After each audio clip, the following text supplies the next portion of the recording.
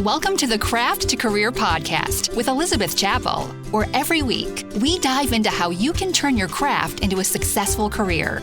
Get ready to have the career you've always dreamed of. Hello and welcome to episode 28 of the Craft to Career podcast. This is Elizabeth Chappell, your host of the show, and I am excited to start this week off with a review from Jessie Ross Quilts. Jessie says, I recently switched jobs and am back on the commute lifestyle after being home for the past year and a half. And this podcast has been my outlet for feeling like quilting is still part of my life every day, even if I don't have time to physically sew during the week. It has me daydreaming about leaving my current job and turning my craft into real income.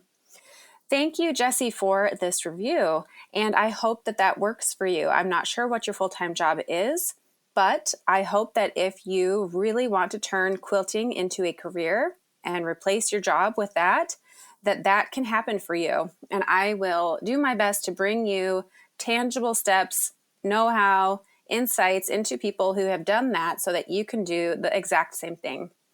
So this week, I'm excited to have Christopher Thompson of the Tattooed Quilter. Christopher works for Riley Blake Designs, but he used to work for The Gap. And I remember meeting Christopher years ago when his very first fabric line came out. And a lot has happened in his career since that. And he dives into all of the things, everything that he does in his career, which is super fascinating and unique, and I cannot wait to introduce you. So with that said, let's jump in and meet Christopher. So we have Christopher Thompson here on the Craft to Career show, and I met Christopher years ago at a quilt market. I think when you first started working with Riley Blake. Do you remember that? I'm putting you on the spot here. I do, yes. It was with Blue Carolina, right? Yeah. Okay. You do remember. I was like, he has to say yes, but. So I'm curious for our listeners, can you tell us what you do right now? And then I want to jump back and hear your story from the beginning. Yes. So I am currently a year in already as the director of product marketing at Riley Blake Designs. So what does that entail? Tell me what that means. I'm the liaison between marketing and design. So I bridge the gap and help to bring fabric collections to life via copy, via marketing campaigns, via product and notions, because I also help to develop new product and notions for our designers. And on the marketing side, I help coordinate any of our large campaigns. For example, the designer block challenge that we've done now for 2 years. I work directly with our VP of marketing, Kelly, as well as our social media and blogger team to bring that to life and coordinate between the designers and marketing and make sure everybody gets what they need. So I'm kind of a jack of all trades, I guess, when it comes to working at Riley Blake. I kind of have my hands in all the different buckets, which is awesome. I love it. It's very collaborative. Yeah. How do you stay organized? I'm hearing this in my brain. That's a nightmare. I'm like, oh my gosh, how do you do all of this? I used to be really good at notes on the computer, but I've learned to take notes in a notebook, very old school, which is still a lot of people do. And I adapted this from our VP of marketing, Post-it notes. She loves a good Post-it note. And so I picked that up, and now I'm doing the same thing where it's just a quick reminder, hey, this is due. Hey, you need to work on this. Don't forget this.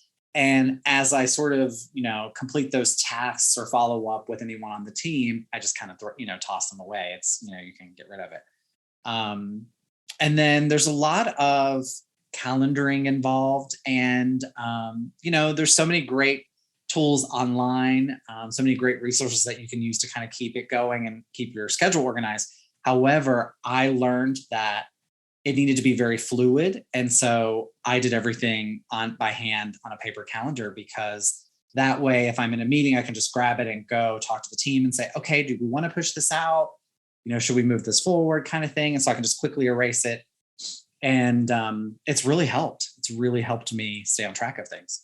Okay, so old school planner. You know what, though? I've heard there's something about like writing it down with your own hands that helps the brain remember. I don't know if that's a thing, but we'll say it totally is, and it's so funny because someone saw my handwriting the other day and they said, wow, your handwriting is so pretty.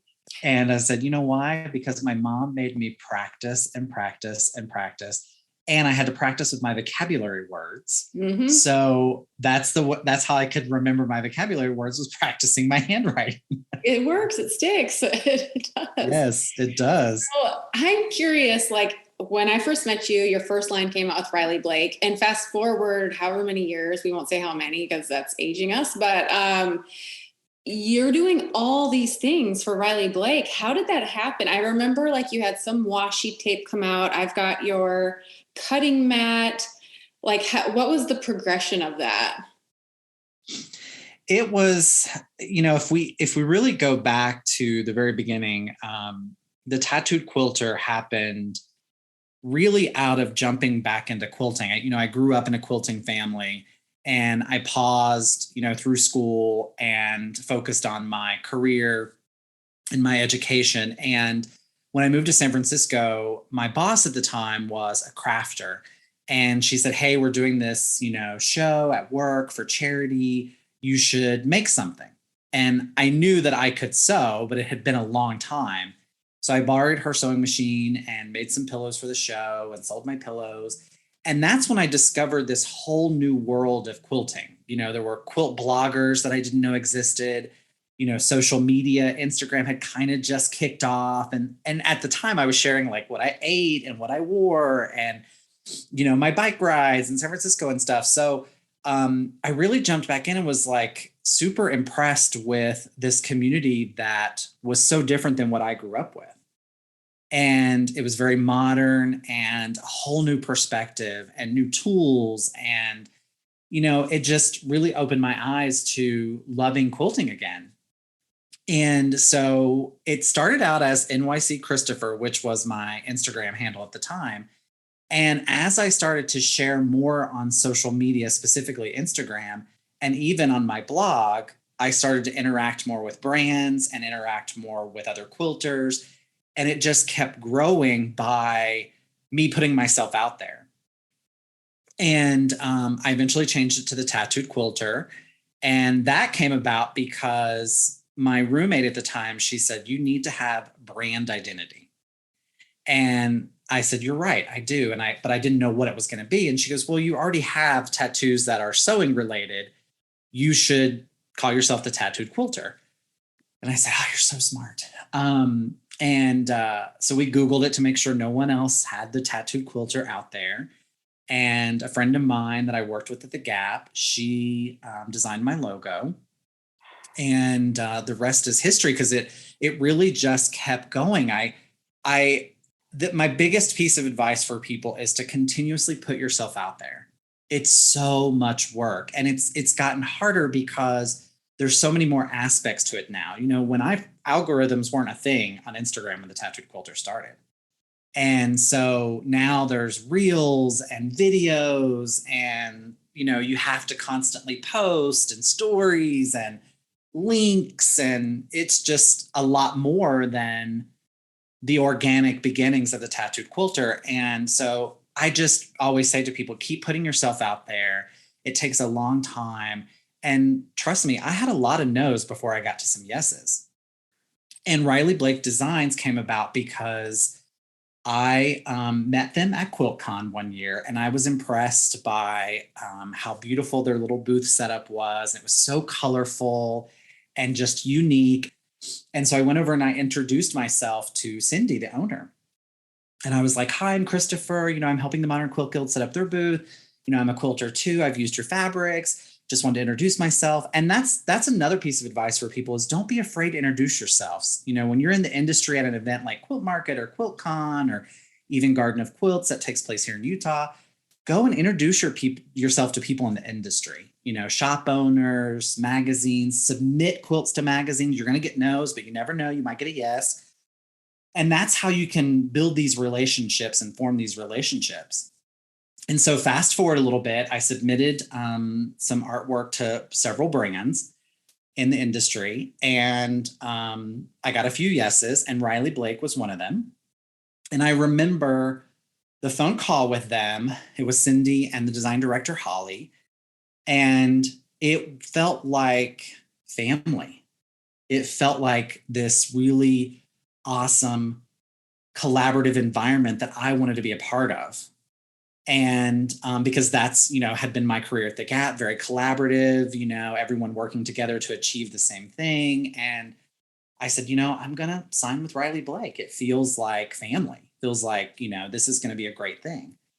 And so my first collection came out and a few more collections came out, and I had the opportunity to design some notions for them. And, what I loved is they were okay with my modern aesthetic of like black and white. That's very much the brand, the Tattooed Quilter. And so my cutting mat came out, washi tape. And now I have some canvas tote bags that are very chic and modern. And I have a pencil set and some notebooks as well. And it's just been really great. It's hard to believe how long that I've been there at Riley Blake as a designer and now a full-time employee. Yeah. So there's so many questions. So first of all, you mentioned you grew up in a family where quilting was there. So where did you grow up? Was it like the Midwest or? No, Southwest Virginia. Okay. So the mountainside of the state. Okay. And very small town. Yeah. You got out of there quick. You moved to San Francisco. A few places before I got to San Francisco, but yes. So what did you study in college, and has it helped you? I would say it has. In fact, I did an alumni article recently about how my degree in theater has helped me in the fashion industry. Because I think without that training of being in front of hundreds of people on stage, I probably wouldn't be as outgoing as I am now, or as confident as I am to approach others to say, hey, let's work together. Oh, you don't want to work together? That's okay too. Mm-hmm. I mean, that's huge. So, and I guess if people are listening, just act it, fake it. If you don't feel confident, just pretend that you are and go up to someone and, hey, blah, blah, blah, whatever it might be, Yep, I agree. And okay, then I knew you worked at the Gap, which I worked at the Gap in high school. I'm like, oh, we have this connection. But you were like, I was on the sales floor as like a whatever. And you were head of, what is it, marketing? No, so I actually started in the stores as well in college. Nice. I was a seasonal sales associate. I took everybody's hours. If no one wanted to work, I would work them. And it was back when, I'm sure you remember this, we used to have contests for whoever could sell the most sweaters or who could get the most Gap cards.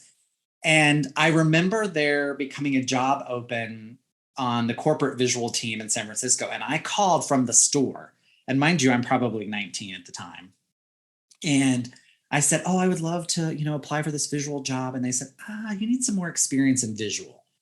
Well, that was my no to then trigger me going, okay, I need to get experience in visual. And so I left the Gap for a minute and went into work at Macy's, and I was on the visual team in Florida. And fun fact, I worked at Disney. I was a game show host at Epcot for a minute as well. No way. I also did my internship at Walt Disney World and the good old college program. And I went from Macy's to working at a southern department store called Belk. Or in the South, it's called Belk's. They also call JCPenney pennies. And then I came back to the Gap, and I was a district visual manager. And there was a position open on the corporate team in San Francisco. And my boss at the time said they called and they would love for you to come out and interview for the job. And it was a really big deal because there were so many people that were interested in the position. And rightfully so. It's really cool and covetable, and a lot of work, but covetable. And so I went out for a week, and literally they handed me a rack of clothes and they said, set up the fake store. And I was like, oh, okay. And so I went to work and did it and got the job. And I think I had to move out there in 2 weeks. And I was living in DC at the time. And so I moved to San Francisco, and I was the manager of kids visual merchandising, so Gap Kids Visual Merchandising. And then there were some changes within the organization, and they decided to move the visual team to New York City. And, even with a degree in theater, I was like, I'm never going to live in New York City. At the time, my career was focused on retail because I knew that's where I could make money. So myself and another coworker of mine got handpicked to move to New York City to be part of the visual team in New York. They brought together various team members from across the globe. And we were the first global visual merchandising team, and I was still in kids, and eventually got promoted. I moved into women's and was over the women's visual merchandising team. And then I got promoted to director, and then I was director over Gap Kids and Baby Gap. And then eventually got promoted to be the director of visual merchandising for all the sub-brands, including Teen, which launched right before I left to move to Utah for Riley Blake Designs.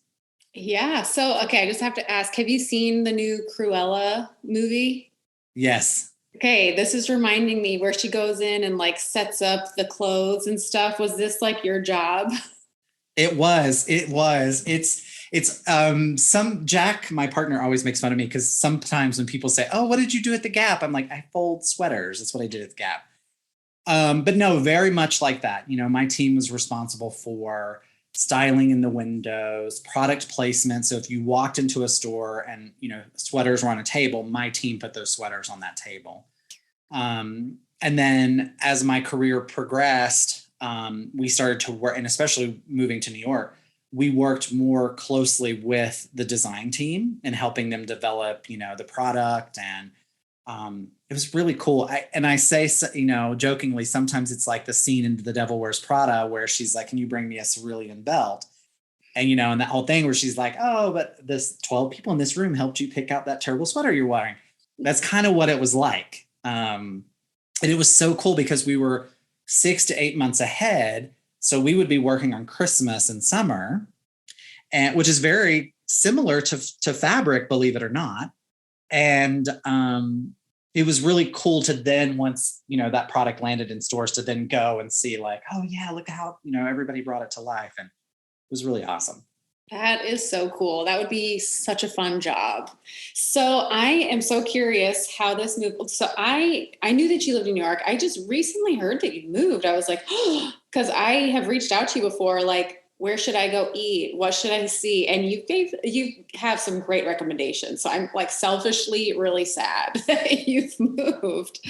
But how has this move been for you? Like personally, career-wise, all the things. It's a big transition. Yeah, so we moved, I guess, kind of toward the end of the pandemic.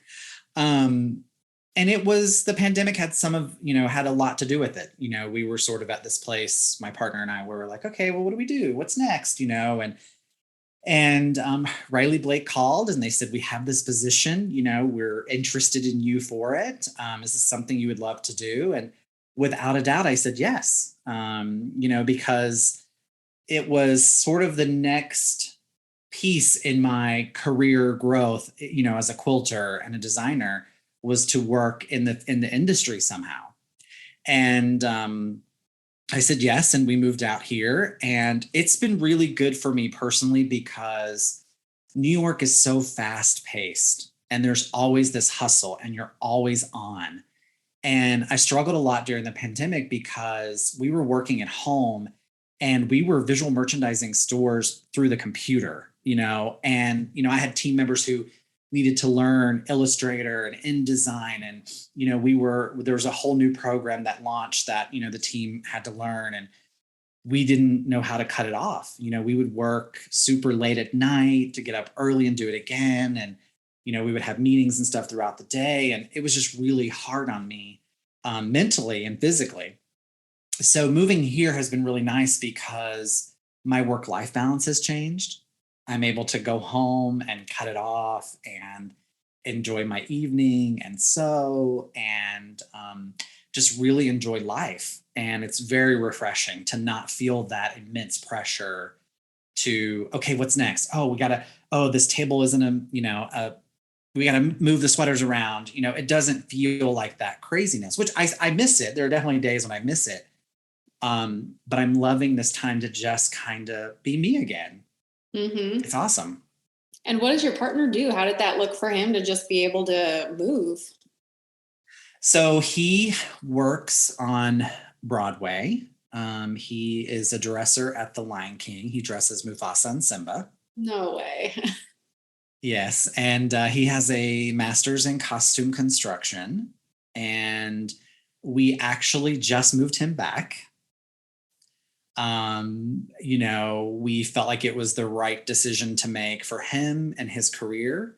That's what he knows. His whole career so far has been some aspect of working on Broadway. He worked for a milliner for a while, and he's made hats for Wicked. He's made hats for Bette Midler. He made some crazy hats that the Rockettes were going to wear that never made it into the production, but they were some crazy amount of money. And he's worked at Lion King now, 5-6 years. Okay. He started out as a swing, which is kind of part-time work when needed. And now he's full-time. And so we're like, Broadway's going back. You should go. You're still pretty young and we don't know what's going to happen. You should go and, go back to work and do what you love. And it's been really awesome for him. I'm really excited for him. So when does Broadway open up again? So most of the major shows, so the Wickeds, the, Phantom, Lion King, Chicago, those opened a few weeks ago. Oh, okay. I want to say the middle of September. And I was there the weekend before the Lion King opened. So I got to see final dress rehearsal, which was really magical and emotional. I told him I was going to cry, and I totally did cry when they started singing Circle of Life, because you think, oh gosh, these actors, the crew, they were all out of work for a year and a half. Yeah. And some of them adapted to doing things on Zoom and voiceover work and things like that. But, my partner out of work for a year and a half. Mm-hmm. And, he tried really hard to, find something new to do. And he was able to actually do a lot of sewing, which was great. He makes the most beautiful caftans out of vintage fabric and button-up shirts and things. So it was really great for us to be in Utah, because we actually have a sewing room versus New York. We were sewing in between the kitchen and the dining room. Here we actually have a sewing room. So he was able to spread out and to explore and do new things. And so it was really good for him as well. So looking back, what business decision was a big game changer for you finding success with this quilting career? I think for me, the biggest change was not focusing on the likes, the follows, the amount of people reading my blog. It was really that, because you get so wrapped up in it. And I do still find myself like, oh, I'm not doing enough. I'm not doing enough. I'm not sharing enough. But it started to affect my work. And so that ability to step away from that and go, just make and do what you need to do is great. It's not going anywhere. And I think the other thing for me that was a game changer was saying no. And that's really hard, because you want to say yes to everyone and help everyone. And there came a time when I had to say no to someone who wanted me to do something for free versus like someone who was actually going to pay me. And that's hard, because sometimes that's friends, and you're like, oh yeah, I would love to do your book review, but I have this project that's actually paying me and I need to focus on that. And I think we have to be okay with telling ourselves it's okay. You're not going to lose that relationship. They're going to understand, because they're also selling something. Yep. And so I think saying no and reprioritizing your energy when you get into this place of you're not doing enough. Yeah. So I'm curious to dive into that. So we recently had the whole outage with Facebook and Instagram for a day, which was very refreshing, if we're being honest, for me. But it really made me think a lot. And I've been trying to focus on this too. And I feel like somewhat of a hypocrite because I'm like, it doesn't matter how many followers you have. And people who have 0 followers are like, well, that's easy for you to say, and not that I have like a bajillion, but, but with that said, I've seen people who have a lot of followers who aren't earning money. It's more of like popularity over profit. And then I see, I don't know. So for you, like, was there a correlation with how many followers you had to how much you were earning? Or I don't know. I just kind of want to dive into that a bit. No, never. Honestly, never, because my revenue streams are so different than other designers. And like, I'm not a quilt pattern writer. I always say I can't do math, but I can make it look good. That's always been my motto. And not that I couldn't design a quilt pattern, and I have a few out there, but I don't have the bandwidth with a full-time job to answer questions or customer service. And so I had to take that piece away from my revenue stream and focus solely on blog posts, like paid blog posts and partnerships, Instagram paid posts, or through like fabric design. At one point there was a book in the works that, didn't happen, but that would have been another revenue stream, as well as teaching. And someone years and years ago told me that those are sort of that's the magical formula, is teaching and patterns and book and fabric, because you're not going to make $1 million off of fabric or books or maybe patterns if you have a large library. But that was where my head was at. It was never, I have to have 100,000 followers to be famous and be popular and make thousands of dollars. No, it was really old school for me. Like, this is the journey I'm going to take. And I still think that way. Yeah. So teaching, did you travel to guilds or what? That's totally foreign to me. So tell me more about teaching. What do you do for that? So my first big teaching gig was at QuiltCon several years ago. I want to say maybe the 3rd year of QuiltCon. And I think I taught 2 years back to back. And then most recently, I've taught at Garden of Quilts, which is here in Utah, which is beautiful. Quilts hanging in a garden is just so dreamy. And I have presented like a trunk show online, Zoom, to guilds. And I've also worked with American Quilt Retailer and have done some visual merchandising classes for quilt shops and online retailers, tips and tricks kind of thing. And that's really my, breadth of teaching. Okay. And that was successful for you? I guess if it's like me, it's a little mixture of all the things. So not one of the things is like, well, but it's all the things. Yeah. And I would say what helped me was going into it with, especially guilds, going into it already knowing what I want to get from it. Like, have a contract, have your, say, okay, I need a deposit to guarantee the date, and, have all of that ready to go. And so that you're not, kind of going into it blind. They know what you expect, and you're going to know what they expect as well. Teaching as far as something big like QuiltCon or Garden of Quilts, those kind of gigs will often come to you with a price, or what they're going to pay you. And I always say there's room for negotiation. I like it. And, it doesn't hurt, just put it out there and see what happens. Luckily I haven't had to say, I need, more. Just be prepared to, you're going to get a contract from them and it's going to say X amount, and, you can say yes or no. The other thing that I think is a great resource for revenue is magazines. Magazines are always looking for submissions. And, again, it's just put yourself out there.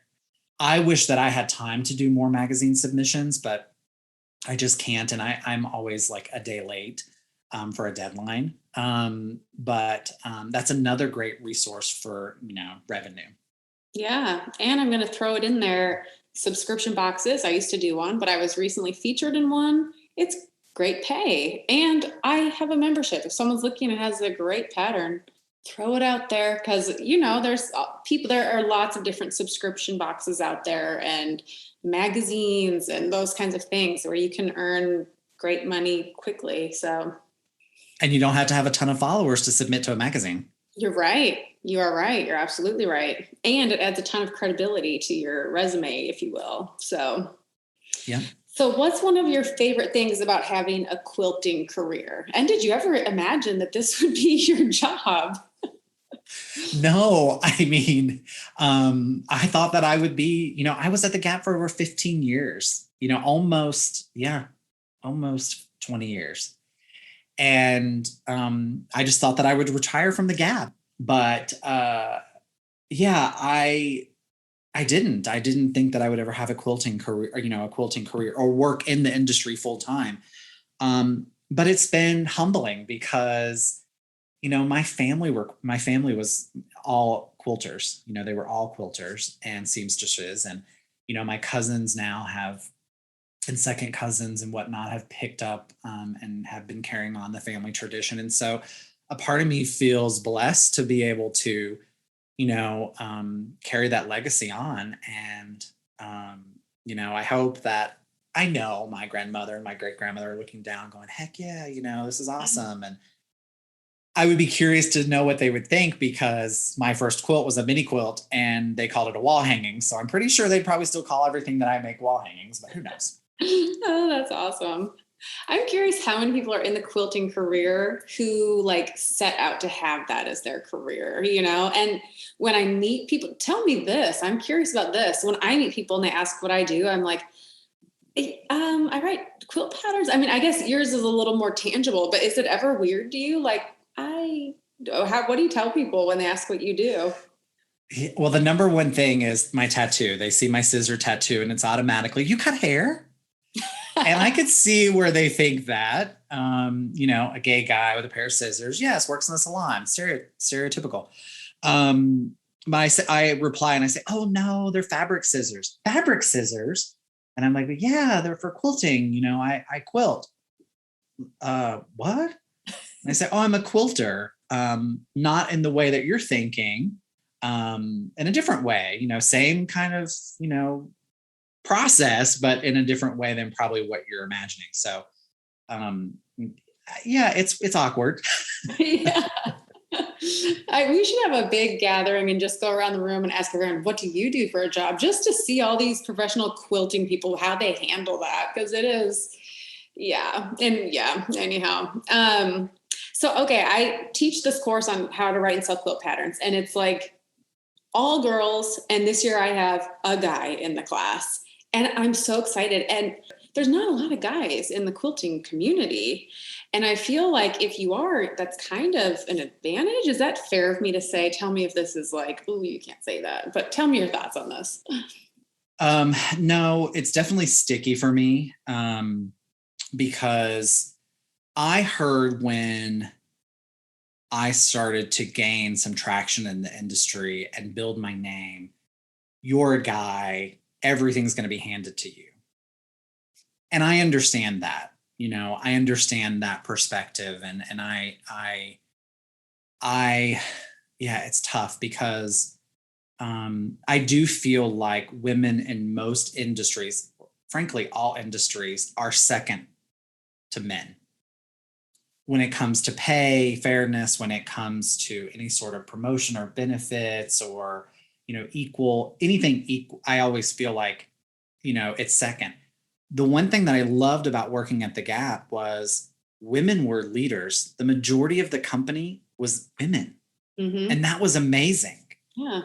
And, even Riley Blake, a lot of women, even designer pool, it's all women, there's a couple of men, but it's all women, which I think is awesome. And I feel a little awkward talking about this because I don't want people to get the wrong impression or to feel like I'm mansplaining or anything like that, or trying to boast anything.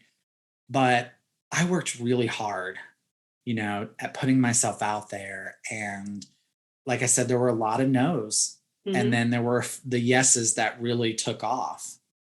But it was a lot of work for me. So it's been one of those things where I feel like I'm right beside other, people in the industry, women working along them saying, okay, yeah, like, let's go and do like, oh, you're putting okay, let's try this. And that's what I've loved about being a Baby Lock ambassador is when everybody gets together, it's about sharing ideas and ways that we can all help each other advance, or what you do as a best practice, what I do as a best practice. And so it just feels like this share of knowledge that has been really good, especially through Baby Lock and even Riley Blake with the designers. When the designers when we all get together, like at Garden of Quilts, we're like, oh, we should do this, or what if we did this next year, or should we do this at Quilt Market, or I never felt like it was about our genders. It was about the common good for all of us. I like that. And I thought, I love that, because I feel like it's so easy now for us especially through social media, to just put everybody down. You can easily attack someone and put them down. But a friend of mine years and years ago said to me, she goes, there's room for everyone in quilting. Yep. There's room for everyone to be successful. And there is. You don't have to have a big business to be successful. You can have a small niche business and be successful and be happy and not be stressed out and just really go for it. And then maybe change gears and try something new or introduce something new. And, but yeah, I do feel like there are definitely not a ton of men in the industry. There are more so now than when I started the Tattooed Quilter. There are definitely more now. And I feel like the pandemic really brought out a lot of new quilters and quilt designers and illustrators and surface designers and things. So that's exciting. And I've definitely seen some new men on Instagram sharing their quilts and their quilt patterns, which I think is really cool. Bless you. I cannot write a pattern. So good for you. You already have the advantage over me. Well, and I just like to normalize sewing for men. I don't want, I watched, this is so random, but we watched a dating show in Japan where these people all came to a house and a guy came in and had a sewing machine and no one blinked an eye. I was like, I feel like, and maybe again, this is me being generalized, I don't know, but if you were to go on The Bachelor and a guy brought in a sewing machine, it'd be like, what? And so if we can normalize this a little bit, and maybe this is too big of a battle, but anyways, going back to there's room for everyone and focusing on our commonalities, focusing on the things we have in common rather than dividing. And so maybe that's something that I can work on as well. It's like, instead of saying, oh, this and this, just we're sewers, we're creators, And so I really like that. Look at that. And honestly, my Baby Lock Journey machine is a beast. It's a big machine and it's heavy. It's heavy. So I'm like, even me taking it up and down off the table, sometimes I'm like, this is a workout. This is a big piece of machinery. This is like a tractor in the field. I'm like, this. So I'm like, come on. Which I'm excited. So I do the Baby Lock with you. And this year it was all via Zoom, but I'm really hoping for this, that in-person thing. There is something magical about being in the same room with people and like collaborating and thinking. So I'm going to keep my fingers crossed that happens next year, along with everything else. But I would say some of my best conversations about business have been when we leave an event and we're going into our hotel and everybody's like, okay, good night. Hey, so I noticed on your blog, you did this. How did you do that? I can't figure it out. And then we're like standing there next to the ice machine, having these deep conversations about our businesses. Or, even at Quilt Market, everybody's like, okay, good night. Oh, it was so fun to see you at dinner. You're walking back to the hotel. By the way, how did you do that video on Instagram? Help me out. And those have been some of the best conversations. And then everybody sits down and we're all starting to share. It's great. And I think it goes back to when you think about the very beginnings of quilting and people were doing it, as a hobby and a way for, everyone to get together, women to get together. It was a pastime. And even when I think about my grandmother and my great-grandmother, they were sitting around wooden quilting frames, talking about everything. I'm sure they were talking about my grandfather and my great-grandfather, but, it was a way for them to come together and share. And quilting, I think that's even, retail Yeah, I mean, you could share in retail, but I think in quilting, there's more of this sense of community, which For is what I sure. love. And feeling like you're a part of history, that this is tied to our roots, no matter where you come from, that's a part of the world's history, which is a very cool thing to be connected to. I like that. And I think one last thing I'll say about being a male is in the quilting industry is I have tried my best to remove my gender from it in the sense of, I don't, maybe in the very beginning, early on, the tattooed quilter, I would hashtag it male quilter. I don't do that now because I want people to see my work not for me. You know what I mean? Like I don't want someone to be like, oh, Chris, the guy quilter. Yeah. And so I just want people to say, oh yeah, that's a tattooed quilter, quilt, or that's a tattooed quilter cutting mat, or that's Christopher's cutting mat. Like I don't want there to be my gender or my sexual orientation attached to it because I don't think it's necessary. Well, ideally, we can get to that place in the world with everything, where we can just and acknowledge the fact that there's differences, but just let that kind of be a thing that's of, that the work and who we are and how we treat people, and yay, we're doing this. We're making a difference. Yeah. This conversation alone is a great thing to just put it out there, and start talking about it that way. So I really like that. Okay. All right. We're going to jump into the rapid fire questions. Hey, let's do it. Okay. So we've got some rapid fire questions. I'm going to do my best to just do rapid fire. If you could see any play or musical tomorrow, what would it be? The Music Man. Oh, nice. Okay. What is your favorite meal? I eat like a 6-year-old, so chicken nuggets and French fries. Awesome. Okay. Introvert or extrovert? Oh, extrovert. Oh, really? Okay. I think you might be the first extrovert that I've interviewed. Okay. Very cool. It's probably because I'm a Leo. Okay. Oh, yeah. Very cool. All right. New York City or Salt Lake City? Oh, man. Palm Springs. Very diplomatic. Okay. Okay. Favorite swig drink? Or you mentioned these new drink places in Utah. What is it? Yes. So soda shops are like coffee shops here in Salt Lake City. And I love a Diet Coke. And so my partner and I have tried pretty much all of the soda shops here in Salt Lake City. You drive through, you can get, anything from a Diet Coke to a Diet Coke with coconut and lime if you wanted it. They're mixed soda drinks. So my favorite place is Thirst.